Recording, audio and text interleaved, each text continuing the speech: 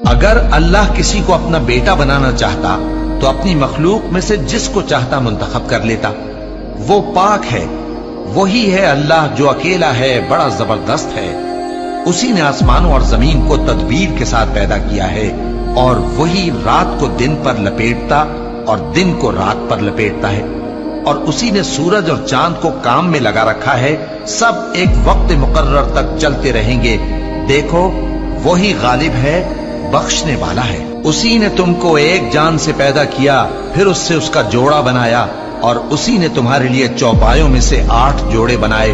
وہی تم کو تمہاری ماؤں کے پیٹ میں پہلے ایک طرح، پھر دوسری طرح 3 اندھیروں میں بناتا ہے۔ یہی اللہ تمہارا پروردگار ہے، اسی کی بادشاہی ہے، اس کے سوا کوئی معبود نہیں۔ پھر تم کہاں بہہ کے جاتے ہو؟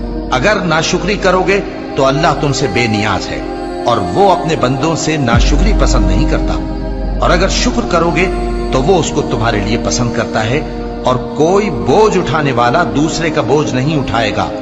پھر تم کو اپنے پروردگار کی طرف لوٹنا ہے، پھر جو کچھ تم کرتے رہے وہ تم کو بتا دے گا۔ وہ تو دلوں کی پوشیدہ باتوں تک سے آگاہ ہے۔